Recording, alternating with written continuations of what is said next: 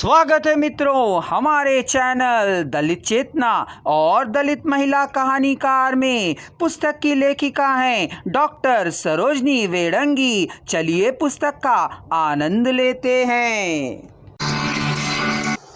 McDougall महाशय के कथानुसार जिस प्रकार भौतिक विज्ञान की अपनी ही सोचने की विधियों और विशेष प्रकार के प्रदत्त हैं, उसी प्रकार चेतना के विषय में चिंतन करने की अपनी ही विधियां और प्रदत्त हैं।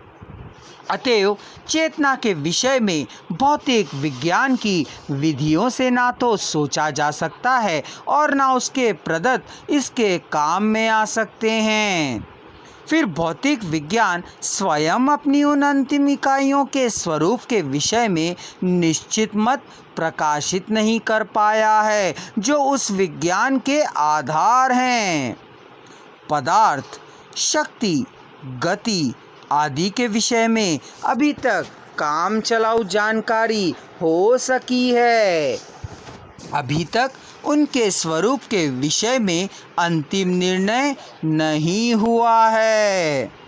अतएव चेतना के विषय में अंतिम निर्णय की आशा कर लेना युक्ति संगत नहीं है। चेतना को अचेतन तत्व के द्वारा समझाना अर्थात उसमें कार्य कारण संबंध जोड़ना सर्वथा अविवेकपूर्ण है।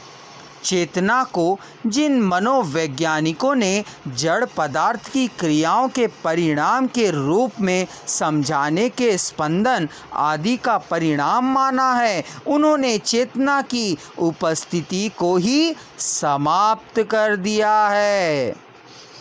उन्होंने चेतना की उपस्थिति को ही समाप्त कर दिया। पेवलॉक और वाटसन महोदय ने चिंतन का यही परिणाम पाया है। उनके कथानुसार मन अथवा चेतना के विषय में मनोविज्ञान में सोचना ही व्यर्थ है।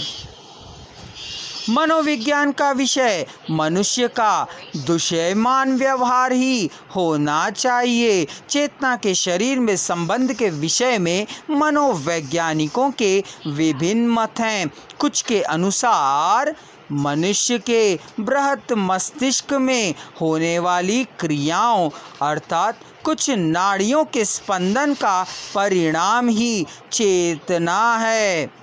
यह अपने में स्वतंत्र कोई तत्व नहीं है। दूसरों के अनुसार चेतना स्वयं तत्व है और उसका शरीर से आपसी संबंध है। अर्थात चेतना में होने वाली क्रियाएं शरीर को प्रभावित करती हैं। कभी कभी चेतना की क्रियाओं से शरीर प्रभावित नहीं होता और कभी शरीर की क्रियाओं से चेतना प्रभावित नहीं होती।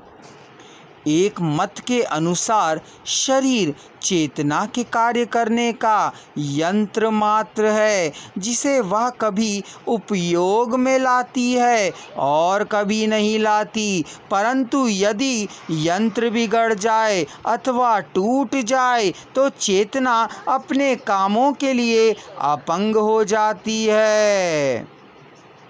कुछ गंभीर मनोवैज्ञानिक विचारकों द्वारा विज्ञान की वर्तमान प्रगति की अवस्था में उपयुक्त मत ही सर्वोत्तम माना गया है। चेतना के 3 स्तर माने गए हैं: चेतन, अवचेतन और अचेतन। चेतन स्तर पर वे सभी बातें रहती हैं जिनके द्वारा हम सोचते, समझते और कार्य करते हैं। चेतना में ही मनुष्य का अहम भाव रहता है और यही विचारों का संगठन होता है। अवचेतन स्तर में वे बातें रहती हैं जिनका ज्ञान हमें तत्क्षण नहीं रहता परंतु समय पर याद की जा सकती हैं। अगर आप संपूर्ण वॉइस को एक ही साथ सुनना चाहते हैं तो डिस्क्रिप्शन बॉक्स में दिए जा रहे लिंक को क्लिक कर लीजिए। संपूर्ण पुस्तक की जानकारी प्राप्त करने के लिए चैनल को सब्सक्राइब करिए और अगला वीडियो